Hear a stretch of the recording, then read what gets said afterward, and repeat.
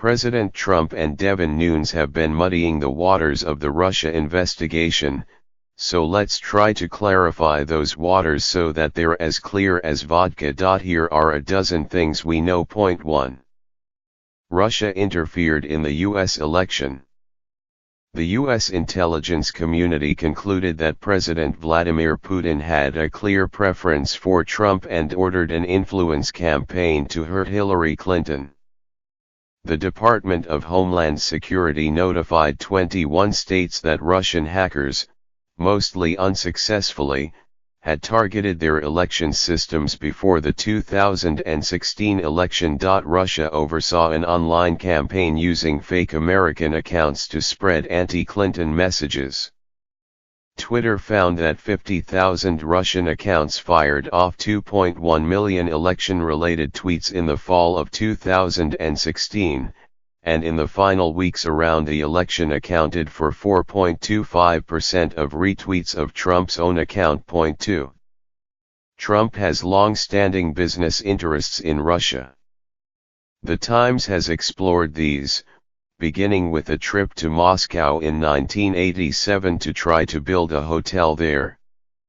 As recently as 2013, on another Moscow visit, he was still optimistic, tweeting, "Trump Tower Moscow is next, but the buildings have never come to fruition." More successfully, Trump has attracted murky investments from Russia, raising speculation that Russia might have gained some leverage over him.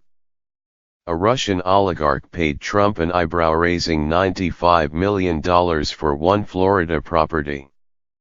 A Reuters investigation found that people with Russian addresses or passports had invested nearly $100 million in 7 Trump properties in southern Florida. "I know the Russians better than anybody," Trump boasted in 2014. Point 3.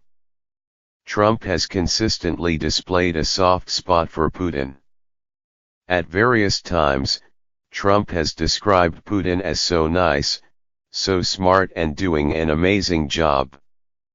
Trump defended Putin from allegations that he interfered in elections and killed journalists. "You think our country is so innocent," he scoffed. Trump told another interviewer, "I think our country does plenty of killing also." 4. Trump picked people with ties to Russia.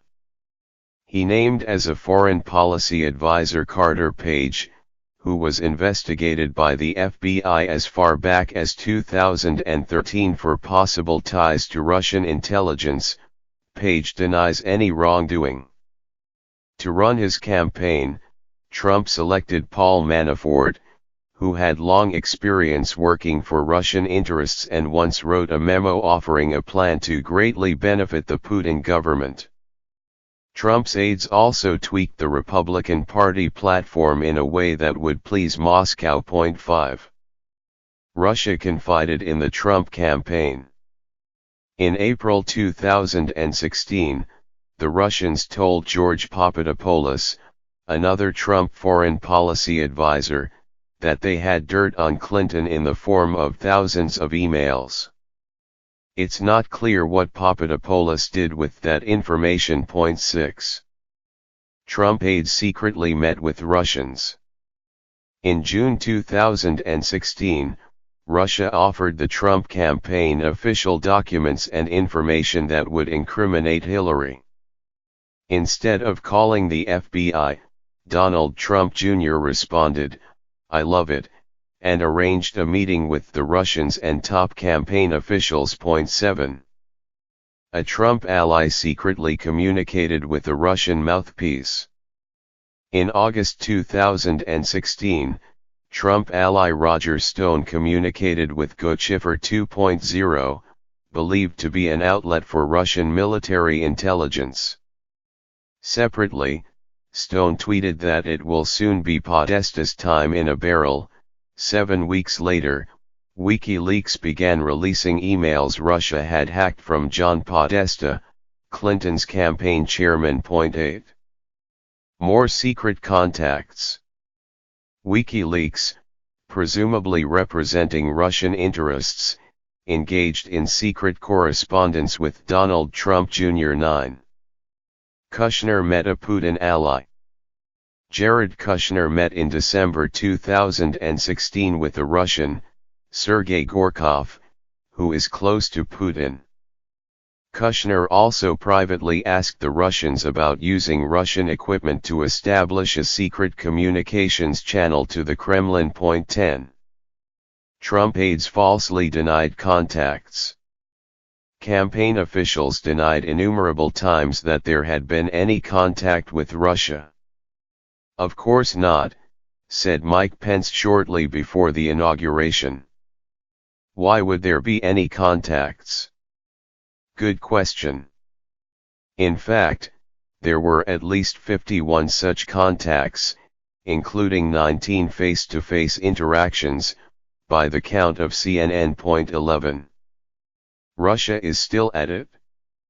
Russian bots are joining Trump supporters in tweeting hashtags like #MAGA and #FullOfShit.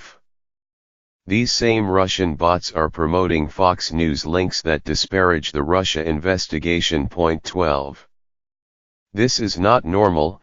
Actually, I doubt that there was anything so straightforward as a secret quid pro quo.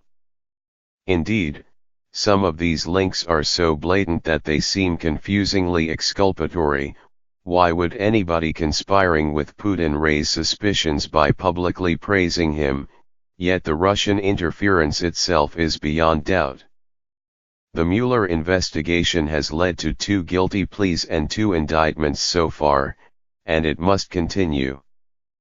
Frankly, it's suspicious that Trump is throwing up so much dust and trying so hard to delegitimize the investigation. He is not acting innocent.